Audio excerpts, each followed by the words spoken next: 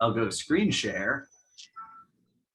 I just opened up a bunch of pictures from when I was in Sicily, actually at this time. So what was that? 6 years ago? 6 years ago right now, I was running across Sicily. And I ran from Ragusa through a bunch of farmland and then up over this ridge and then down to Vittoria to visit Ariana Occhipinti and COS. And I put a bunch of pictures on this computer here. So this is this was this ridge that I was running down over, running through this sort of like road slash little like washed out road. And you can see like how white the stone is. They're running through here. There were a bunch of little old quarries that I ran past where they'd been quarrying limestone. And then that, so I can. And then this is not COS or Ariana Occhipinti. This is just, I was running, the day I visited Ariana, in the morning I went out and ran like, I ran like 22 miles or something, just in like a big sort of like out and back loop around by Ariana's winery and stuff like that. Ran up and down the SP68, the road. And there were just old semi-abandoned vineyards around. And this was just a good picture where you could see the like sandy red sort of dry clay soil, but then there's limestone interspersed that's coming up through it. And all the buildings were made out of quarried white sort of limestone. And there were lots of abandoned buildings. There was lots of fallen down abandoned buildings. It was like a crazy, like semi-post-apocalyptic Mediterranean wine world that I ran through. But that's, I think, a very good, gives you a good idea of like what the soil and the land, like it's very flat because it's very close to the ocean here. Another vineyard also,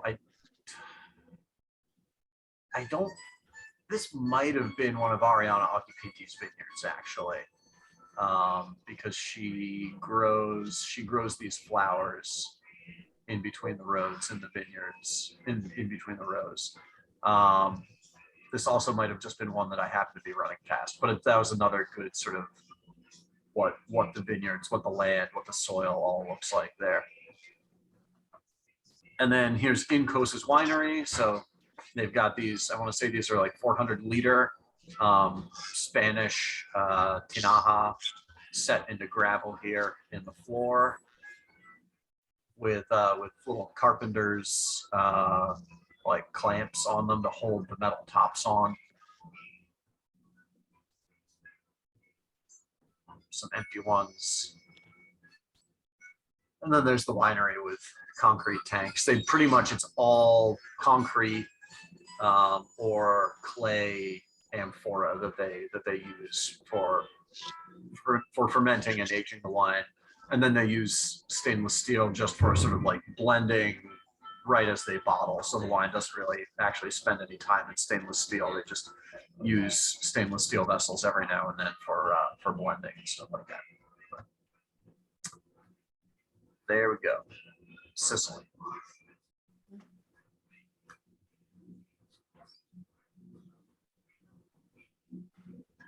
There were so many wild dogs. I talk about the wild dogs all the time, but there were just so many wild dogs, particularly around here, that I ran into, that I saw, and I'd have to sort of slow down and cross over to the other side of the road, or just have like a standoff with them or something, or threaten them with a stick or whatever, but never got bit.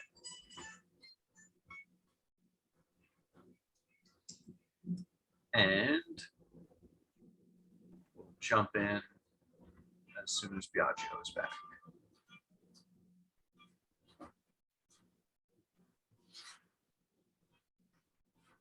I don't think I have any pictures of the ocean, but I think I could see the ocean from a couple points up here on top of this ridge.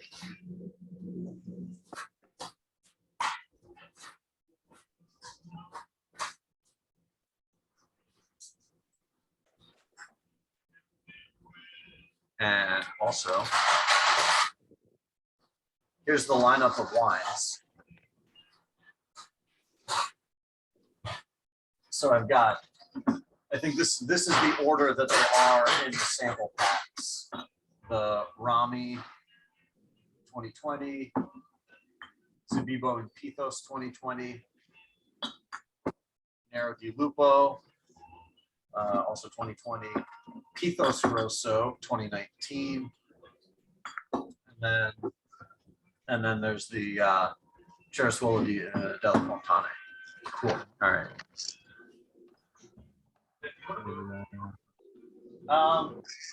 Not really. Let's see here. I don't think the music isn't, I think, audible really on here. So, great. Hi, Biagio. Welcome back. Thank you. Here, I'll pin it to you right now. Yeah. And where am I? Stop screen share. There we go. Cool. Yeah. So thanks for doing this. I was just going through some pictures that I have of like the COS and like the area around COS from when I was there years ago, like just pictures of like the limestone and the sort of like the red clay sandy soil. Yeah. I have one here. Can you see this? Oh yeah. Cool. This is when we built a new cellar. I don't know how long time ago did you come? I think 6 years ago. 6 years ago. No, we did it 4 years ago. So we digged this hole, as you can see, to build the site, to build the new cellar. And you can see there was already a vineyard of Frappato around it. And underneath, you can see it's about 60 centimeters of sand here, and all completely white limestone. This is where the roots of our vines get. And imagine that you can't see it obviously from this picture, but you could see roots going all the way down to the 12 meters of the digging. It was pretty nice. Yeah. Here we go. Yeah. So we've got the Rami Bianco, Rami 2020. We've got Zabibo and Pithos, Nero di Lupo, Pithos Rosso, and then the Cerasuolo della Fontane here. Rami, Nero di Lupo, Pithos Rosso, Fontane. Yeah. And the 4 wines? Yeah, 5 wines. I missed one. Rami, Nero di Lupo, Pithos Rosso, Fontane. Zabibo and Pithos. Zabibo and Pithos. Yeah. Perfect. Yeah. Okay. So I was curious. I mean, you can start wherever you want to start, but I was kind of curious. All of the things I've read online about COS, it just says, you know, COS was started by 3 friends that decided to start making wine, but there's not a whole lot about like why they decided to start making wine here, or like sort of how that happened. I was just curious because when I was there, you know, I ran all over the place and I saw all these abandoned vineyards, you know, like and abandoned buildings and stuff like that, and lots of wild dogs and things. And how did they all decide to start making wine? Why didn't they do something else?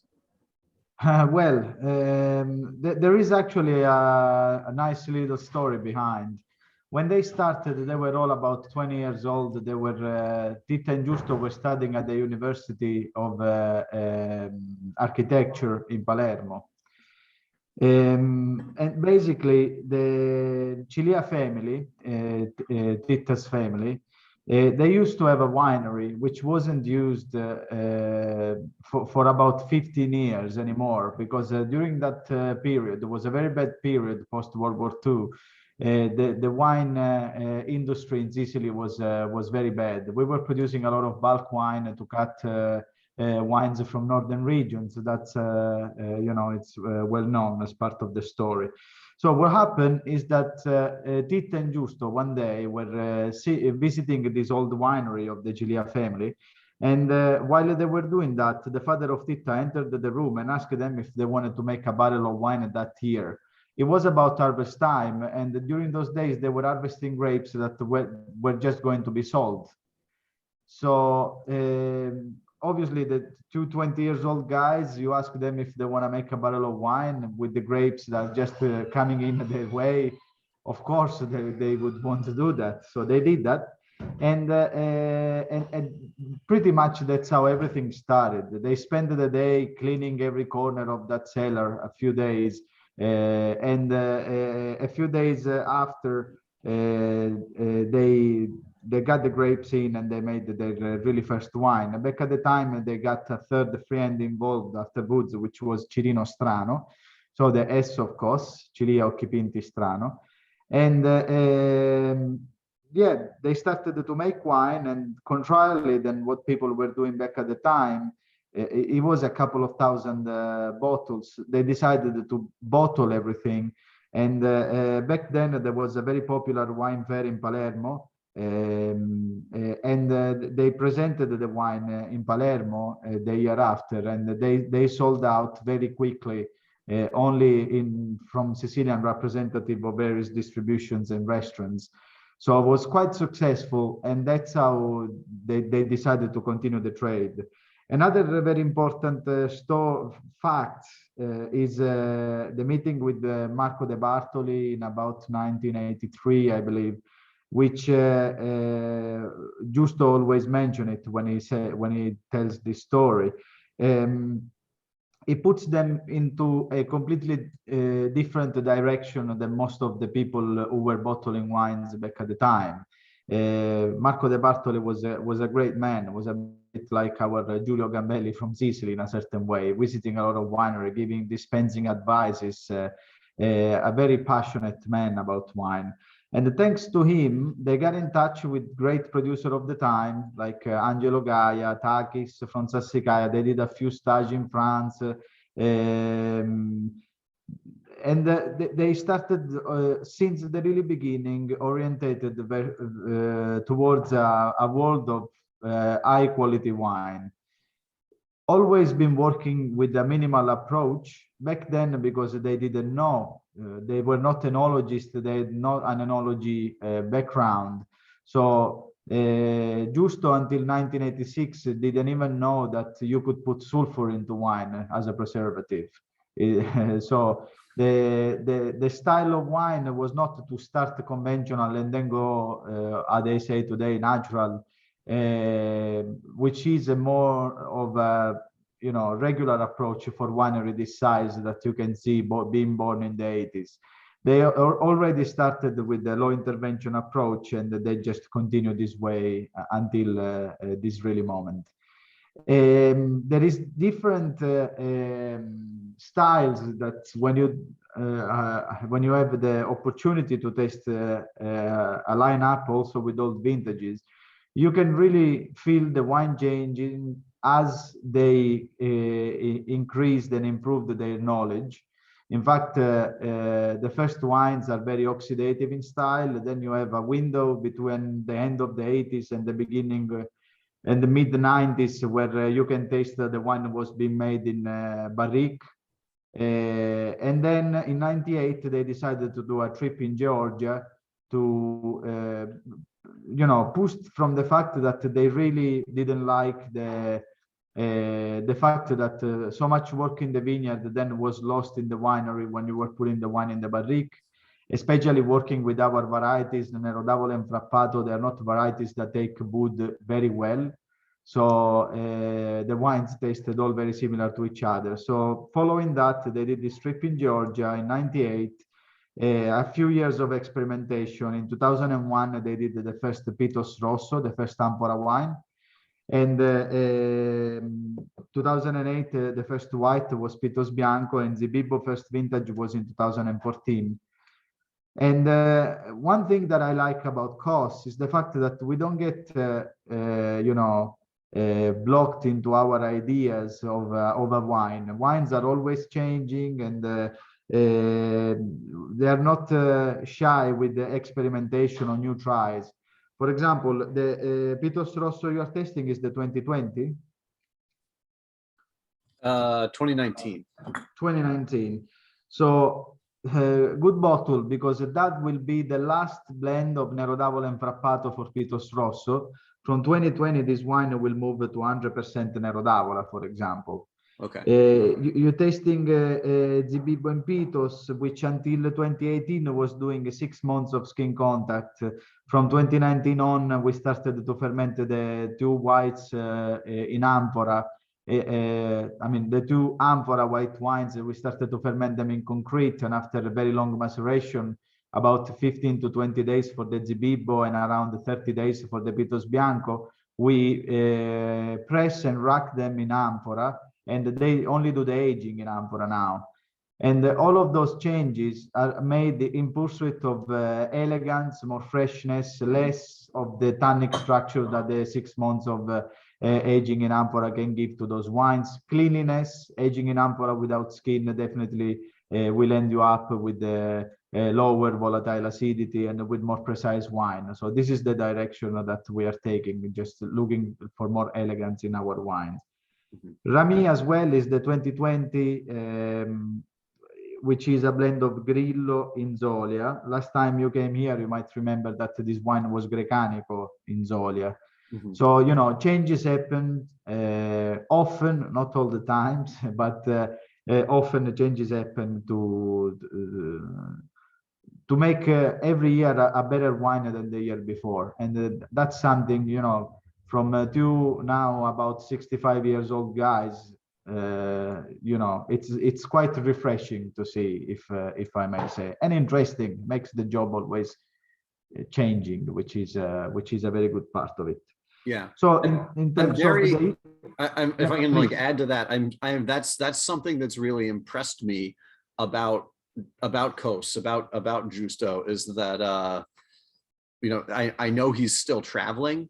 I know he's still traveling around the world to visit other wineries, to learn, to see what they're doing. You know, I was really surprised that when I was in Bio in southern Chile in 2020, he had just been there, and everybody was like, oh, you know, like I was out in super rural Chile where some places they don't really even have roads, and they were like, oh yeah, Giusto Pinti was just here, and I was like, what what is he doing out here in like rural Chile? No, that was his last trip just before the pandemic started. Was what was it, January or February 2020? Yeah, February, I believe, because I was a la Bouteille in the same days. That's how he is. In fact, has been a little bit suffering during those last few years, with very little chance to travel. But you always learn something. Every place and every new winery you visit, you can learn something. You can get new ideas. So he's always been very open, and he's always interested him a lot to do that. And also in that particular case, a couple of guys from Chile, I can't remember now the name of the winery, had just come to see us during the 2019 harvest. So we tasted their wines. We really liked them. And you know, Elena Pantaleoni also has a project in Chile. So it was like linking all of those dots, and do one trip to visit Elena, to visit these people, and it's always good to see a new place. But yeah, if you talk to Giusto about his trips, he will tell you when he did his coast to coast in the United States, when he did a stage in California, he's been around Georgia, obviously France many times. He's been around a lot. That's how it is.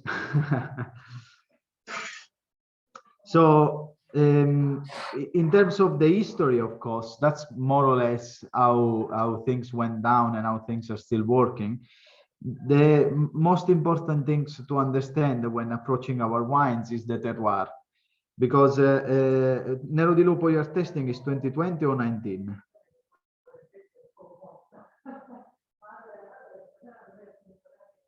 Sorry, I can't hear you. What? 2020. 2020.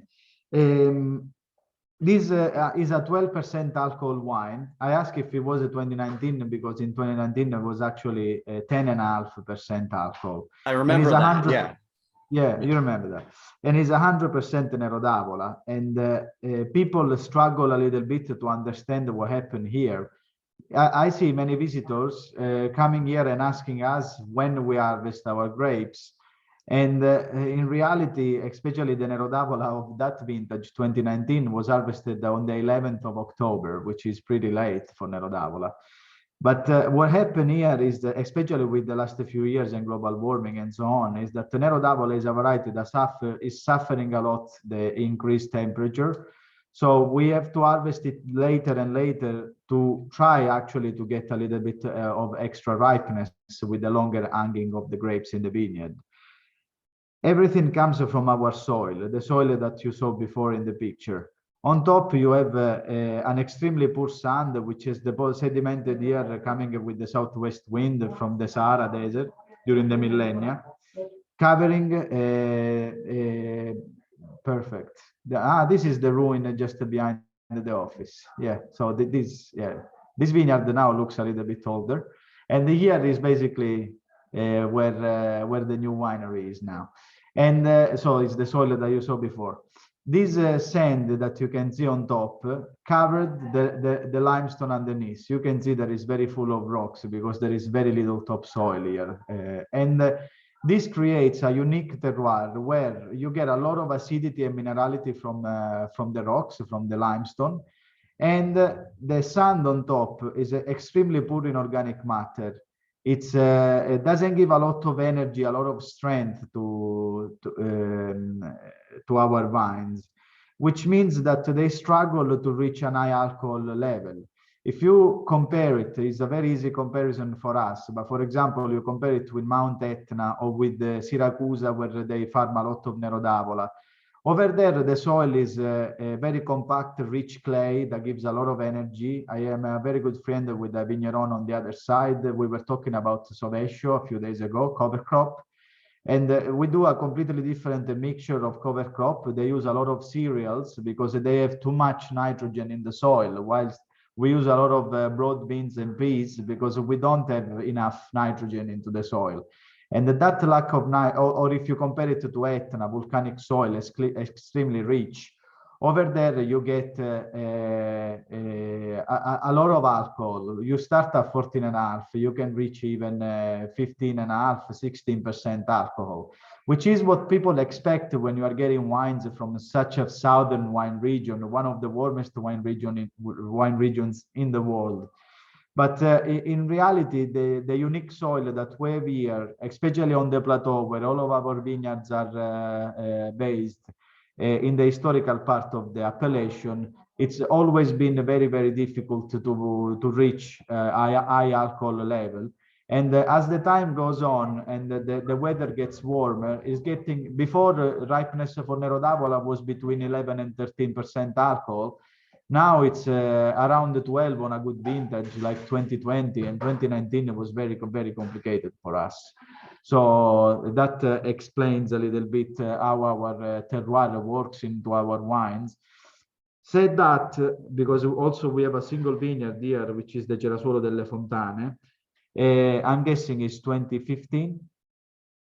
In the two different vintage, we have in two different areas, we have Fontane and Bastonaca.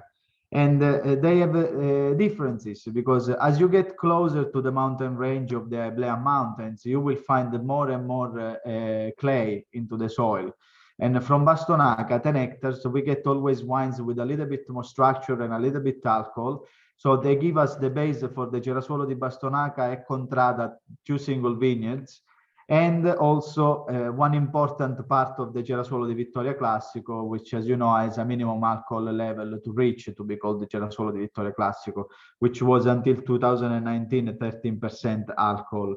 From 2020, the consortium of the producer of the Cerasuolo di Vittoria, they reunited themselves and they voted to, some of them wanted to eliminate this minimum alcohol level, but at the end they reached an agreement that they lowering it at 12.5%.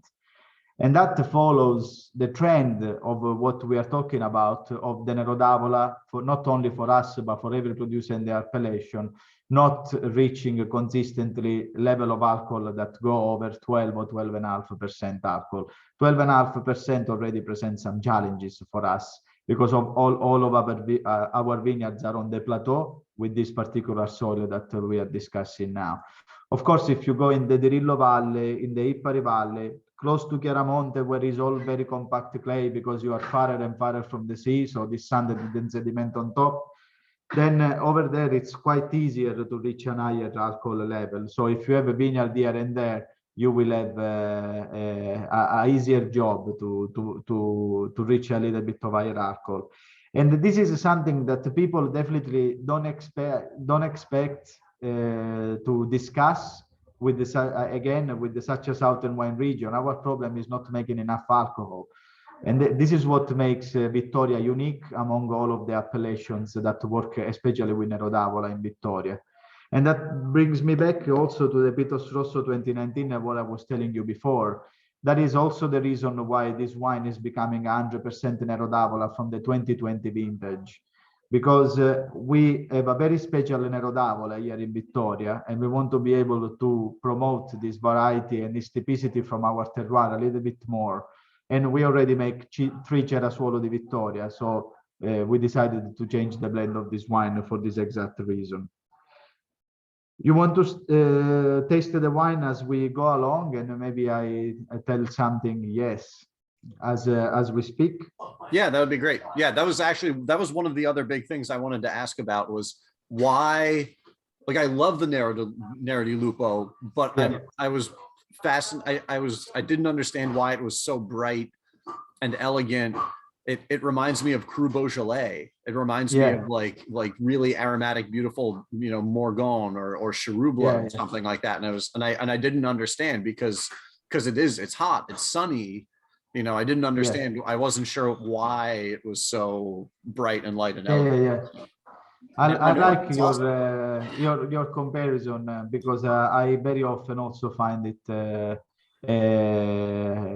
with characteristics that go along that way with a good Morgon or with a good Beaujolais. Yeah.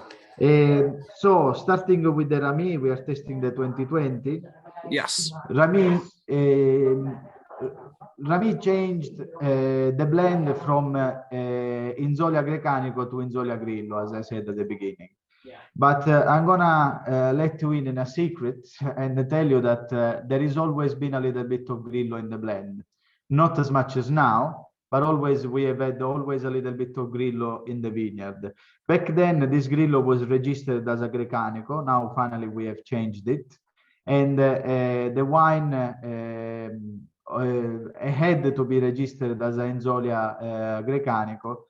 I think it was a fault from the people working here in the office back then, and they just continue going with that. And the percentage of Grillo anyway was below 15%, so the minimum amount that you need to declare something. But over the year, making wines, obviously you pick the Grillo and the Inzolia more or less at the same time, the Grecanico a little bit later.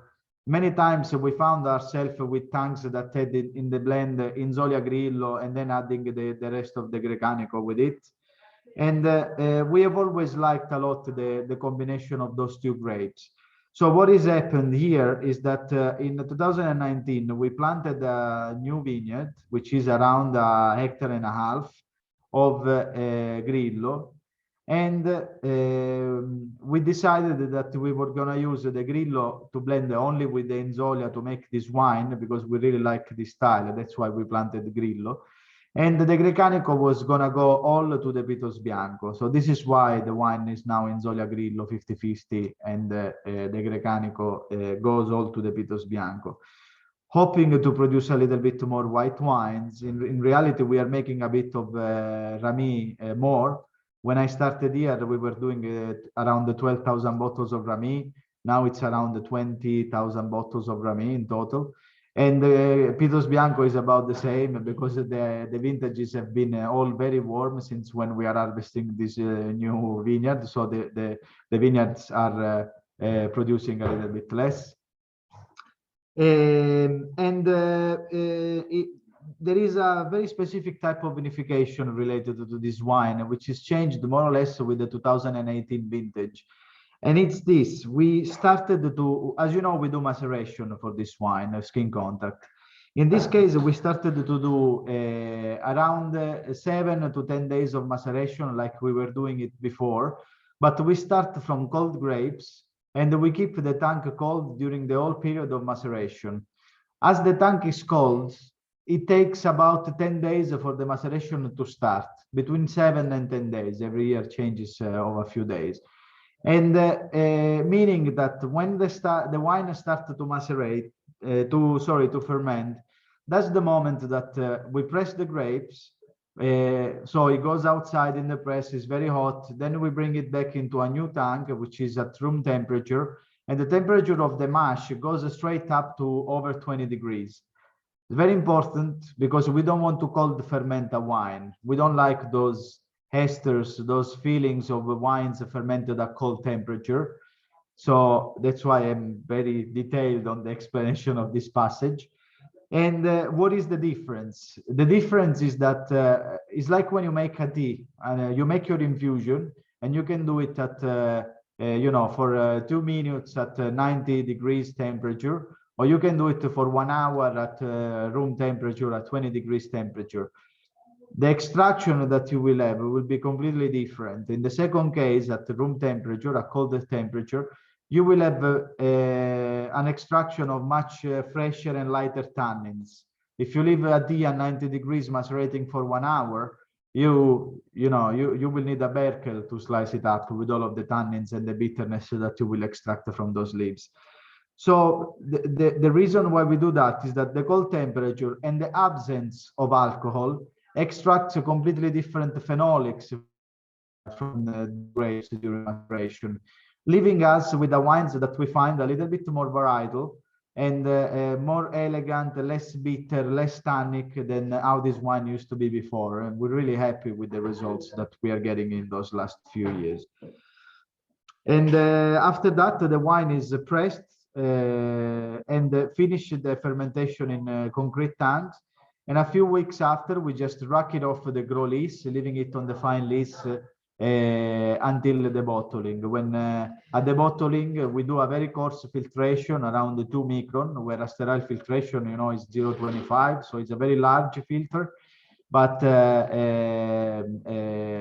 we do that to go to bottle with clean wines, and we only sulfur it at bottling with a couple of grams per hectoliters, leaving a wine that you get with total sulfur around 30 milligrams, 35 milligrams. So quite very, very low sulfur.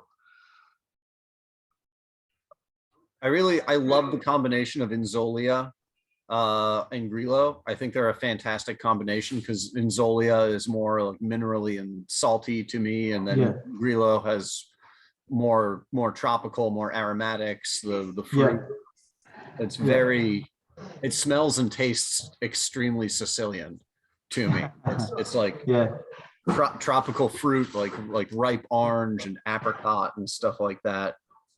Yeah, and I like the addition of the intensity of fruit that the Inzolia brings to the blend, because Grillo on his own tends to be very delicate, but this one is quite bold on the nose, and and that is coming from the Inzolia. Yeah, I love the texture. Like it feels like it's just right. The tannin gives you the perception of like biting into a piece of fruit, and the tannin of the skins and the pith. Yeah, it's lovely. Thank you. Cool. Thank you. So moving to Zibibo. Yeah, this I'm really curious about, because this doesn't, the grapes, the Zibibo isn't grown here, right? This is Zibibo that's coming from over in Marsala. In part. Okay. Now in part. You're testing the 2020 vintage? Yeah. So basically, at the beginning in 2014, the first vintage, and 15 didn't make, 2016 It was made only with grapes coming from Marsala. But from the first vintage to 2017, we also planted 2 plots of Zibibbo here in Vittoria. Altogether, it's about half a hectare. So now this wine is made with partially our grapes, which is between 50 and 60%, let's say, of our grapes. And the rest, the remaining part is still coming from Marsala. This project started, in 2011, as we said before. Marco De Bartoli, very good friend with Giusto and Tita, unfortunately passed away. And a few years later, they started this project because they wanted to make something that still gives them a link with that area, which has always been very important for themselves. They spent the first years of their vigneron life going back and forth, driving back and forth from Marsala to see Marco, and Marco was coming here all the time. So that's how the Zibibbo started to be produced.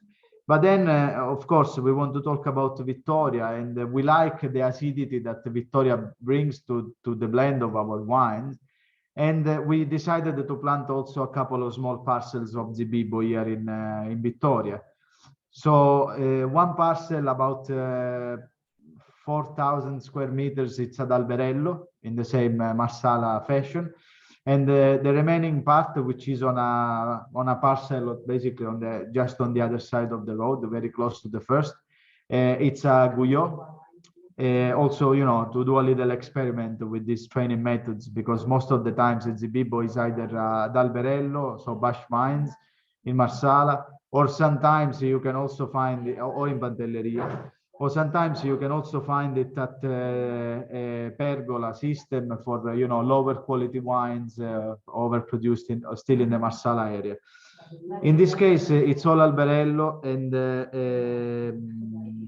in terms of vinification, as we said before, we do about 15 days of skin contact and fermentation in concrete tanks.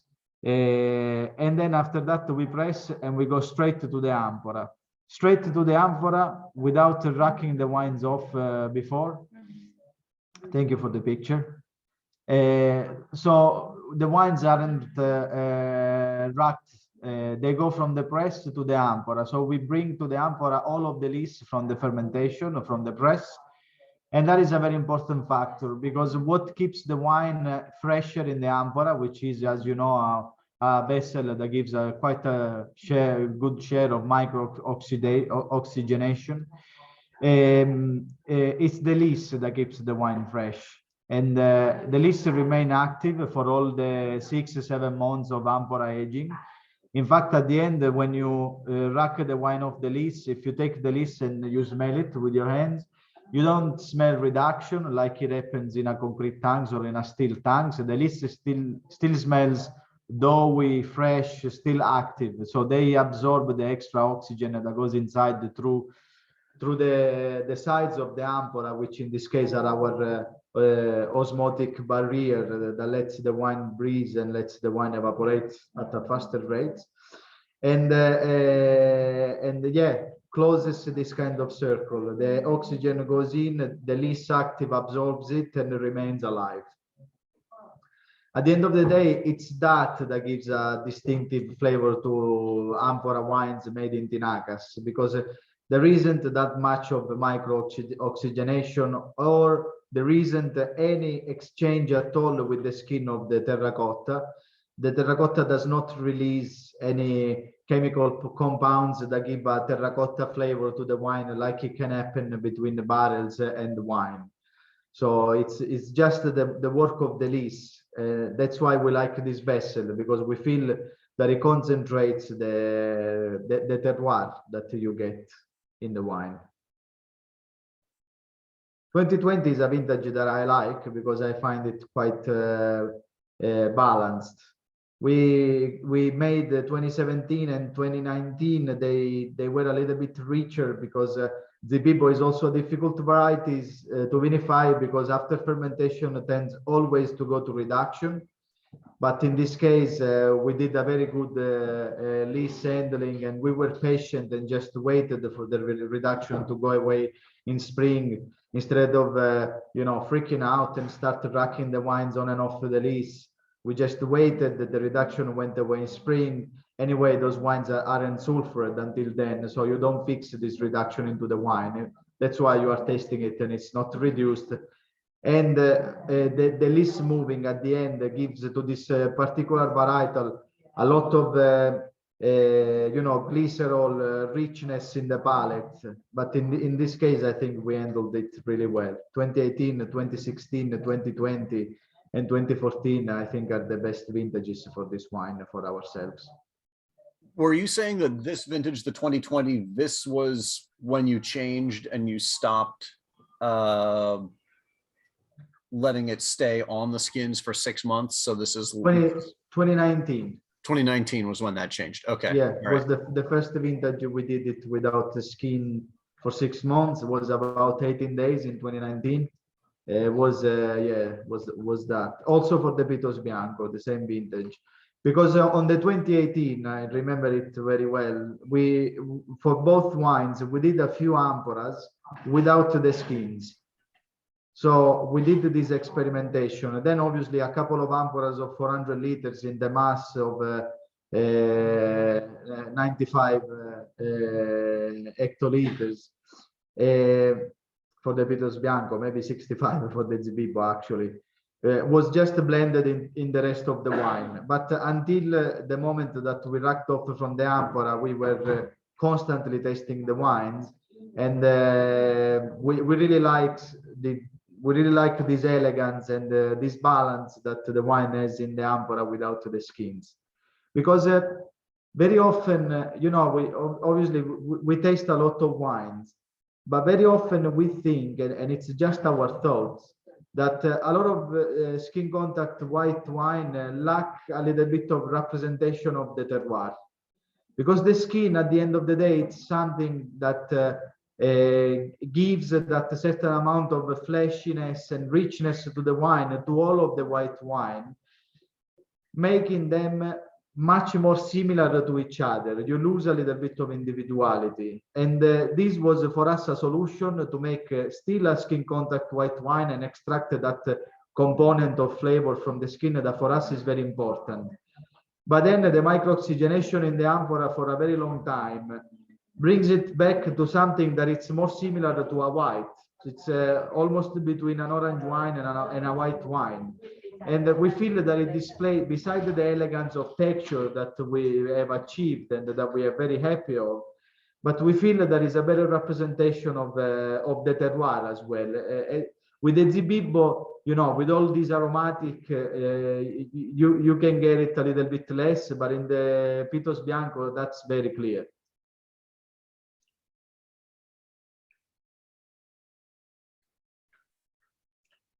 I actually, Zibibbo and Muscat are two grape varieties that I just don't even like unless they have skin contact. Yeah, like Zibibbo when it's just made as table wine. Yeah, I feel like it's flat and flabby. Yeah. It doesn't have that much acidity. Yeah. But this is fantastic. It's honeyed and aromatic and tropical and pineapple, and it smells a little bit like rosemary too. It smells a little tiny bit spicy and herbaceous. That spicy and herbaceous note, it's something that you can get on Zibibbo only if it's macerated, and only after a couple of years, maybe a year and a half, it starts to appear of bottle aging. At the beginning, from the tank or just bottled, you don't feel that herbaceous extra layer. It develops with the time. I feel it a lot also in the wines of Gabriobini, in the wines from Nino Barraco. After a few years, the wine gets like an extra complexity, which makes it very special. Whilst I agree with you, the white version, non-macerated version of the Zibibbo, it's very simple. It's very, very simple and makes it a little bit less interesting. That's why we macerate. Right. Yeah. No, it's another wine that just really, really smells and tastes like Sicily when I was there and I was running everywhere, it was the end of February, and I remember just reaching out and grabbing oranges off trees as I ran by, you know, not even having to stop running and just reaching out and grabbing oranges and eating them as I ran. And it reminds me of that. So yeah. And regarding this wine, after we do this 7 months of maceration for both this and the Pitos Bianco, we rack it off the amphoras and we bring it all in concrete tanks. We put it in one tank. We do one tank on one and one tank of the other one. And in concrete tanks, thank you. And in concrete tanks, they stay here for about 2 to 3 months. Because up until then, if you go through all of the amphoras, they're all different shapes and size. And in the case of the Pitos Rosso, also different fermentations. You will end up with wines that all taste slightly different to one another. But so these 2 to 3 months of aging in concrete tanks has for us the function to make of all of those micro vinifications one wine that will then be blended well, mariaged together, and then after that we move it to the other side where there is the bottling line. The bottling line in this picture was still here. I can see it behind the white curtains. Now it's in the new cellar. And at the end of the corridor downstairs there is a tunnel that brings to the other cellar. So through that tunnel, we bring it to the other side to the bottling line, and we bottle it, but in the same way of the Rami, pretty much.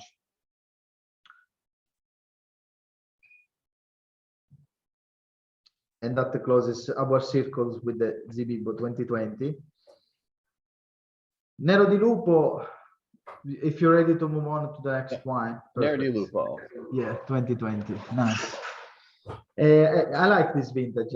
I think it's very good to, you know, after a few vintage where we have struggled for ripeness. 2019, as we said, was 10.5. 2018 was 11. 2017 was 11.5. 2016 was 11. So, you know, it was a series of low alcohol. And here there is something I could say. As you will remember at the beginning, I told you we found Fontana and Bastonaca. And in Bastonaca, we have a little bit extra clay. And most of the Nero d'Avola that goes into the Cerasuolo di Vittoria Classico is actually coming from Bastonaca because we can manage the alcohol level over there. And as a consequence, almost all of the Nero d'Avola that we make here in Contrade Fontane, where we have the poorest of our soils, goes to the Nero di Lupo. So during the harvest, going back to the concrete tank we saw before, they are all different fermentation vessels. If you were visiting our winery right now, we barely started to bottle some wines of the 2021 vintage, and all of the tanks, they are all almost completely empty. And basically, that is why we use them. We use them to vinify every parcel of the vineyards that we have separately, 16 different tanks that you can see over there. And after the fermentation is done, a little bit of experience, obviously, 40 years of vinifying those parcels, a little bit also of tasting during the vintage, because as you know, every parcel during a certain vintage can behave slightly differently. We decide by taste and by knowledge how we're going to make the blend of the Cerasuolo di Vittoria Classico with the wines with a bit more grip, a little bit more richness, longevity as we see it. Then Nero di Lupo and longevity, I put an asterisk here, I will tell you something later.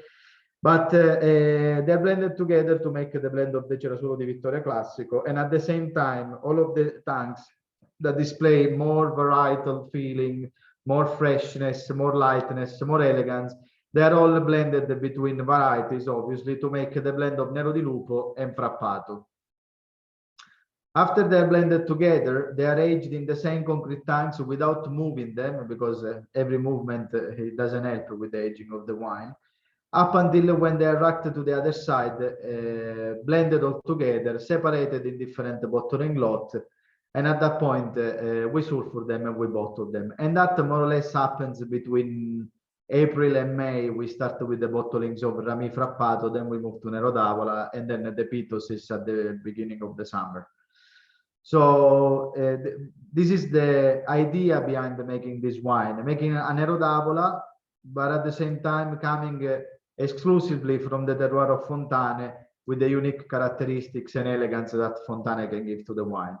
Besides that, I can also add that until when the fermentation is done and the wines are pressed, it could go either way. That wine could become a Cerasuolo, could become a Nero di Lupo. This wine, it's not, you know, priced a few euros less because they are lesser grapes or because they are less important vineyards or stuff like that. The same care, the same selection, the same attention is done to these wines and all the rest of the wines that we make. The only reason why we price it a little bit less is because it takes us 2 years less than a Cerasuolo di Vittoria, for example, to be released into the market. So there is a lot less work for us to do.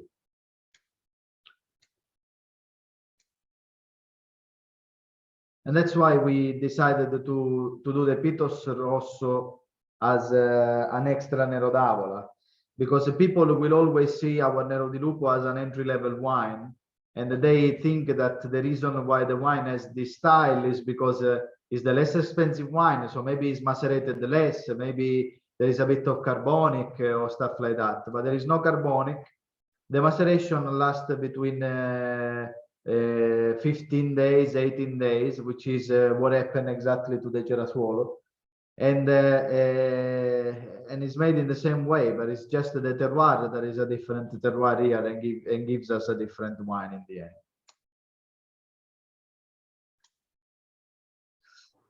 Nero di Lupo and aging, there was something that I wanted to, that I mentioned before, and I want to explain a little bit more. So, you know, sometimes, you know, even if any of you guys want to come and see us in the winery, you're more than welcome to do that. And when, you know, guest importers, partners come and see us at the winery, we always open at least a bottle or sometimes even more than one bottle, depending how many people are coming, of all the vintages. And I've taken in the habit every now and then to throw in a bottle of Nero di Lupo. We have an historical archive with around 8,000 bottles downstairs coming from every single vintage that COS has ever made. And now it's much more organized than when you came to see us last time, because I have done some job in there. And I started to throw in a few bottles of Nero di Lupo because it's always extremely surprising to see how well this wine, which basically does concrete tanks and bottle aging and nothing else, but it ages incredibly. It lasts forever. We open bottles from the beginning of the 2000s that sometimes taste like if they have 5 or 6 years old, but they are even 20 years old sometimes. So this is something that Nero d'Avola from here with you know, the 3.2 pH that we have in our finished Nero d'Avola here, they can really age for a long time. Even if this is a wine that cost you, you know, I don't know how much do you sell it in dollars for, but for us it's still the less expensive wine we produce. Yeah, it's gorgeous. Just drinking it again, it does really remind me of Cru Beaujolais, Yeah, in a great way. So you were saying that global warming is. I take it well because Beaujolais is one of my favorite wine regions in the world. So it's a, to me, yeah, like it's a compliment. And like the Beaujolais I work with like Georges Descombe and Jean-Paul Brun, and you know that's actually what I did last week for the seminar was Beaujolais. It was Cru Beaujolais. You were saying that global warming. You could have sent me some bottles and an invitation. I wouldn't have mind. Well, maybe I'm someday. You know, come over here, or you know, the next time I'm in Sicily, sometime in the next year or two, we can drink some Cru Beaujolais. But it's a day. Global warming. So you were saying that global warming is more of a problem. What is it? Just so hot that the Nero d'Avola vines shut down? Do they just like stop ripening because it's so hot, or what's the what is it doing to the vines? A little bit all of the varieties, not just the Nero d'Avola. Yeah. But I tell you a little story that Giusto repeats almost every year at harvest those days. When he was young, you know, he's a very good friend with Elisabetta Foradori. And in fact, she uses the same amphoras that we do, both from the same guy through Giusto and so on. And back then they were young and very good friends, and they used to do the harvest the first year in Vittoria. And then once they finished to process all of the grapes, Giusto was so Elisabetta was coming here. And when they finished to process all the grapes, Giusto was going to Trentino with Elisabetta, and they were doing all of the harvest over there. And that makes perfect sense. The reality today is that I am a good friend with Emilio, one of the sons of Elisabetta, and sometimes we talk on the phone, and at the beginning of September, we have barely processed the Zibibbo, perhaps some part of the Rami, of Inzoli and Grillo, and they have already all of the harvest in. Because global warming, you know, from a certain point up, you can hear, I'm sure, the same stories from all of the growers from the Northern Europe or cooler wine region in Europe. They keep harvesting earlier and earlier and earlier because they have more days of sunlight, higher average temperature, and the grapes ripen early, they have less acidity and so on. In our case, we are such a warm wine region, and it's again, it's very important the soil that we have, because there are differences with other wine regions in Sicily. We keep harvesting later and later, and sometimes, as in before, we used to harvest always Nero d'Avola, and then after about 15 days Frappato. At some point, there was a moment that they overlap and we harvest them at the same time. And there is now also some vintages like 2019, for example, that we finished to process all of the Frappato. We had barely started with the Nero d'Avola. So it affects all of the variety, is an average for us. Even the whites, we are picking them later, certain vintages. We used to harvest the whites after Ferragosto, so after the 15th of August, on an early ripening vintage, let's say, the earliest you can have. Since when I'm here in 2018, we have never harvested white grapes before the 25th, the 26th of August. And they are 99% of the times, the only grapes that we have processed before the 1st of September are only the Zibibbo coming from Marsala. So it's which is a different wine region with different characteristics. So this is a weird way how that is affecting. We know how it's affecting most of the world because it's in similar characteristics. But here it does really change a lot how it's affecting us in an opposite way, strangely. And our wines year after year are harvested later, are lower in alcohol and higher in acidity. Yeah. Yeah. Wow. Yeah. That's not at all what I expected, but that's good to know, because there is such a huge difference between the 2019 and the 2020 Nero di Lupos. The 2020 is a little bit rounder and riper and has more fruit, less acidic, less alcohol. The 2019 was leaner, more alcohol. Yeah. And if you look at the vintage, 2020 was a very good vintage. 2020 was a vintage where you had a little bit of rain in late spring, so that, you know, the plants grew up very strong, very fast. And during the summer, obviously hot, because it's always hot here. We are in Sicily. I mean, we always have our 40 degrees during the day between July and August. And but we had very cool nights. We had one strong rain in August after the vines had started veraison, which means perfect moment. They need water, and there is no risk to get downy mildew or powdery mildew anymore, because once the berries change color, they cannot be affected by mildews anymore. Mhm. You can have rot if the rain is too much, but that is never the case here. No, Here right. doesn't rain too much during the summer. So from you know, enological point of view, if you look at the harvest, at the whole vintage, 2020 was perfect. Mhm. The alcohol is more, the acidity is less. 2019, extremely hot vintage. When you have a very hot vintage, especially during the part of spring after the vine buds, the shoots are going to be short. The berries are going to be very small. You're obviously going to get less grapes. And the alcohol is going to stay low and the acidity is going to go up. This is how it's working with us. With the hot vintages for us are late ripening vintages, which is like cold vintages in the rest of Europe, let's say. Right. Yeah. I understand. Wow. Okay. It's excess cold and excess heat works in a similar way.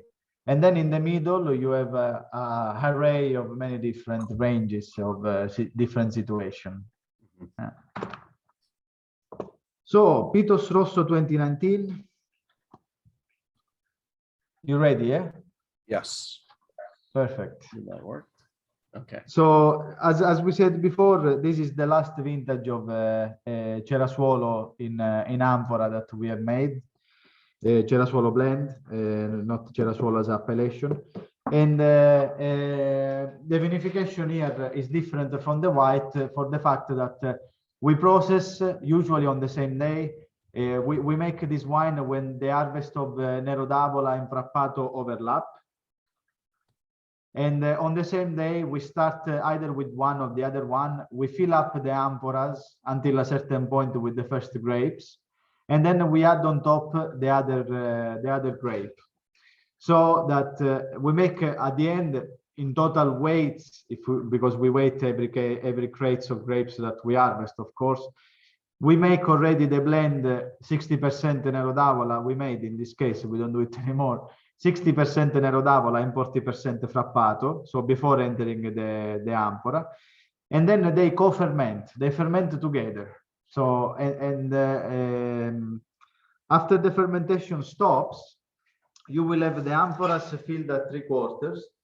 We put the stainless steel lid that you can see on top. Between the amphora and the lid, there is a kind of white enological paste made from vegetables, from plants, that seals completely the space between the amphora and the lid. And then on top, you have this little stopper with the oxygen trap that we can use to top up, to do some batonnage, especially at the beginning where the wine is very rich with carbon dioxide. And keeps pushing the skins up, sometimes builds on pressure, and then one of those lids can explode and you can find the skins and wines everywhere. So during that period, we do a little bit of batonnage. Once we lose a little bit of carbon dioxide, we top up to the brim. So there is no space, there is no oxygen involved with the aging of this wine. And then more or less from December, let's say, mid-December, until May, June, you will have a moment that the wine keeps losing carbon dioxide, the skin sediment all at the bottom. And we arrive in May, June, that we open them and we find the clean wine on top and the skins all at the bottom. We use a pipe and a peristaltic pump to take all of the wine away, and you will be left with the skins of the grapes underneath. The skins of the grapes at this point are impossible to process, because 6 months of maceration loses the texture of those skins. They lose the hardness, they lose, you lose the possibility to press it, basically. If you put these in a press, they will just clog completely all of the space for the juice to flow, and you will end up with a press full with wine and skin and completely trapped, blocked in there, and the lees get mixed up in the middle. It's a disaster, and I am describing it so well because I've seen it with my own eyes. So at the end of the day, now those skins we just take them with a shovel. We take them out. We put them in a bin basket, and we close it with cling film, and we send it to the distillery. You know, we like to make a little bit of grappas every now and then. And yeah, the wine is basically just the free run juice coming from these amphoras. As we said for the white, then they age all together in a concrete tanks for like 2 or 3 months, and after that they are bottling in the same fashion. This wine, you feel a certain on the bouquet of this wine, on the palate, you feel a certain degrees of meatiness, you know, a bit of earthiness. And that is how the frappato, with all the micro oxygenation of the amphora changes and make it feel a little bit more evolved. If you taste a Nero d'Avola from the same vintage, still tastes like a baby compared to the ones that you are tasting now. And we liked, and that's why we've always done it as a Cerasuolo blend, this kind of extra layer that the frappato brings to the blend. But at the same time, the feeling of this wine is that age is very, very fast. It's not the wine itself, it's the part of the frappato that it gives this feeling to the wine, to feel a little bit older than it actually is. For the standard that we have here in Vittoria, if you taste a Cerasuolo 2019, which is not been aged in amphora, but in a very big barrel, 40 hectoliters wooden barrels, you will feel it much fresher than the Pitos of the same year. And that is also another reason why we have decided that removing the part of the frappato from this wine perhaps was a good idea. Now we make a wine that is very expressive. In his youth, it's a little bit less complex than this complexity that this frappato is giving you, but in the long term, it will pay off. So what are you doing with the frappato that would have been blended into this? Is the frappato just going into the frappato or to the frappato? Okay. Yeah. Yeah. Frappato, this year we are selling it on allocation. Yeah. And because it's becoming crazy, no matter how much frappato we produce, it's we got some new plantings in production and so on. It's just going. I mean, the requests are just unbelievable. So yeah, we make a little bit of frappato more thanks to this portion, to those grapes, and yeah, it's still not even close to enough. But we make everything that we have in the vineyard. You know, that's Right. it. Yeah. Yeah, it's just interesting looking at this is 2019 and the alcoholic content is 11%, where the 2020 Nero di Lupo is 12. Yeah, but that's the. And if you remember, the 2019 Nero di Lupo was 10.5. Right. So you have similarities there.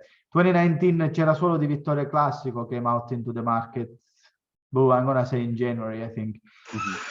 And this wine is got the exact same. I got 1 year because I was working on a label for the Tel Aviv importer. This wine is exactly the same label of the Cerasuolo di Vittoria Classico. You will recognize it. Yep. But it says Vittoria Rosso DOC. So we had to declassify this wine to Vittoria Rosso DOC because of the alcohol level. The alcohol level here, as you can see, is 12.5. Right. So we didn't make it to the Cerasuolo appellation. 2019, all across the range, of course, was complicated for alcohol level. Complicated. That is not like under our opinion, the alcohol level. It's not having more alcohol doesn't mean having more quality. It's just a characteristic of that vintage. The alternatives would have been to enrich the mast. But that's something that we would never do. And even if for a company like this, if there is one wine that they've been making since day one for the last 42 harvests, is the Cerasuolo di Vittoria Classico. This is the first year that they decided to declassify it because there was no way to make it 13% without adding sugar. Sugar you can't here in Sicily, but you can add the concentrated grape must to increase the alcohol level. But that's not something that we would ever do. Right.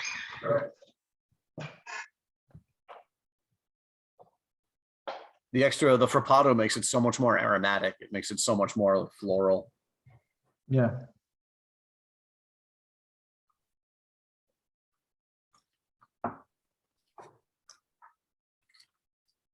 And then it's gorgeous, but it has so much citrus. It has so much acidity that it's like citrusy. It's like blood orange. Blood orange. Yes, yeah. I was about to say the same. Yeah. And 2019 was you know, going back to the frappato before. 2019 was an harvest where you know, frappato is a very prickly variety. It changes a lot. Certain years like the 2020, some of the vineyards, the color of the grapes didn't even completely turn. It looked pink, you know, like Coda di Volpe or a Moscato Rosa didn't fully become red. In fact, the color of those wines are quite weak in certain cases. And in 2019, particularly, especially straight after the harvest, the fermentation that finished the harvest, there was a lot of blood orange flavor, kind of lipstick mixed with that I never felt in any other vintages, never felt again. Mm-hmm. So yeah, it's a variety that sometimes gives you an interesting variation, but you feel it especially at the beginning. In the first months, it's quite unique. And then after a little bit of time, as it ages in the tank, it does become more, it goes back to himself, let's say. In fact, this year we have decided to release an early vintage of Frappato. That's why we are already releasing some Frappato 2021. Because we like also this window of this wine. It's very special. And in this way, some people that are able to get some of these early bottlings, which is not a lot, they can taste it in a different way, which I think that is also interesting. And Fontane, it is 2015. Yeah, cool. Cerasuolo delle Fontane is a single vineyard that we started to produce in 2010. Yes, thank you. 2010, yeah, so now it's been 12 years that we make this wine on and off. We have skipped a few vintages. Basically, you remember the side of the Locanda, no? Mm-hmm. Where the Locanda COS is higher than that, there is a few of our vineyards. And then there is one particularly that it's a little bit more west than the rest. So it's all in one line, and then this one goes out and goes up a gentle slope and is exposed to east. Okay. And the working of the soil during the year has brought all of the sand from the slope to the bottom. At the bottom, on the other side, there is another parcel. And basically, if you look at the soil here, it's the only vineyard that doesn't look red sand like the rest of our vineyards.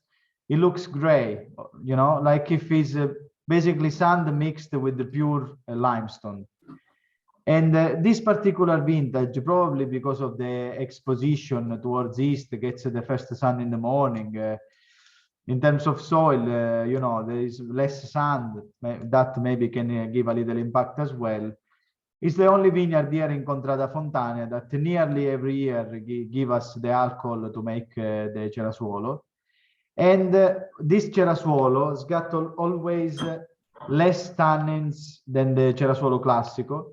It's more, you know, vertical, it's very fresh, a little bit smoky, a little bit more austere, resiny. It's not a very rich Cerasuolo like can be the Bastonaca, which is like the other end of the scale, which we will bottle and release this year for the first time.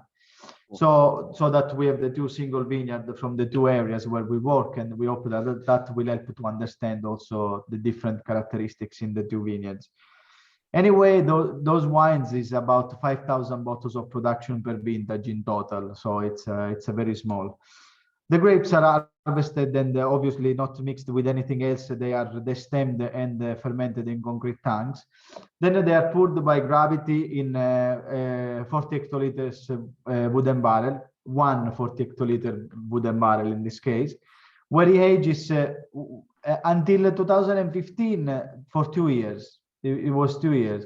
2016 was skipped. 2017 we are selling it now. Did only 1 year and a half in barrel. We think that we're gonna take this road and reduce a little bit the barrel aging for this wine of 6 months. We feel that especially the Frappato does not take the long wood aging so well. And this is the reason why we are doing that. And after that, we bottle it and we keep it in the cellar for another year before release. So it comes out at least after 3 years. Okay. All right. I remember when I was there, I remember the room where the barrels were aging and where the Cerasuolo di Vittoria and the Delle Fontane were aging.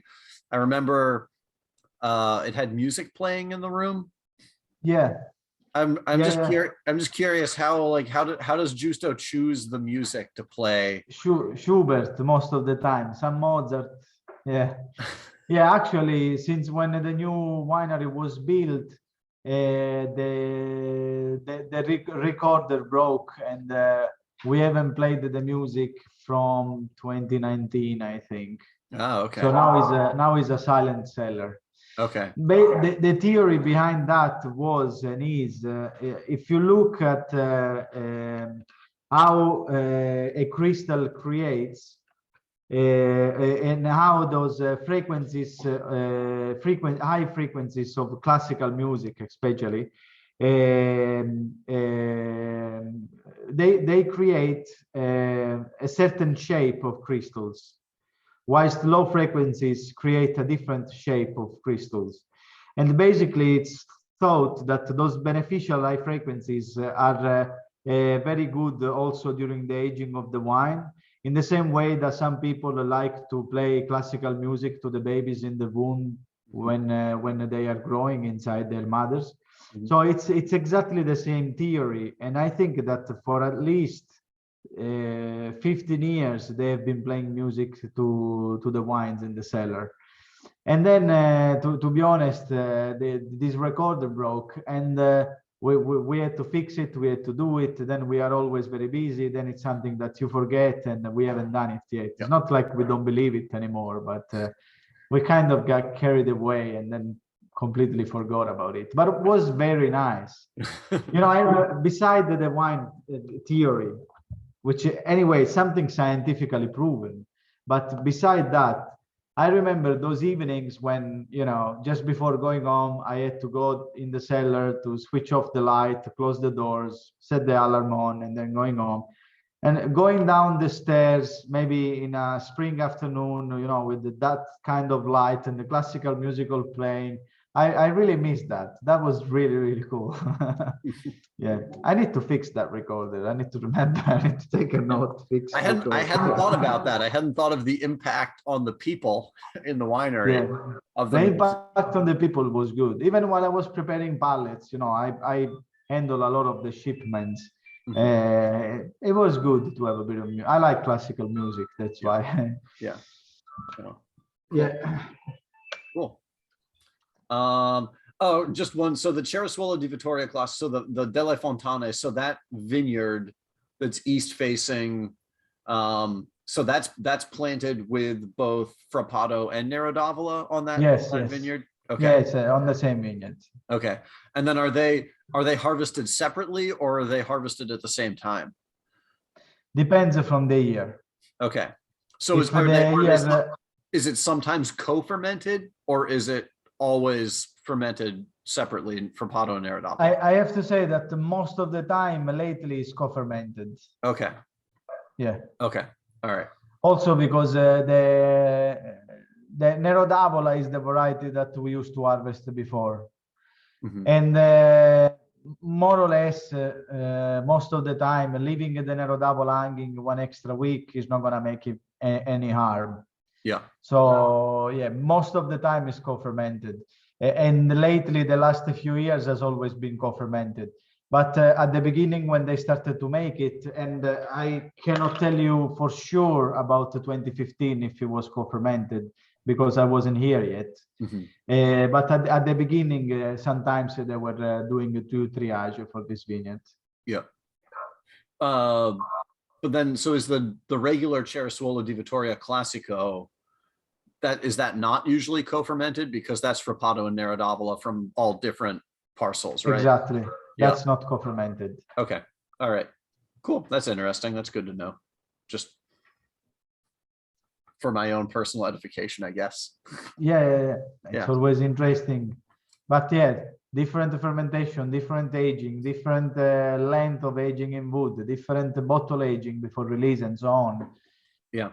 And especially the Cerasuolo delle Fontane has the fact that there is a single vineyard. So, you know, a lot of the characteristics of many vineyards are then blended out into the Cerasuolo, which is a big blend. We make around 24,000 bottles of Cerasuolo.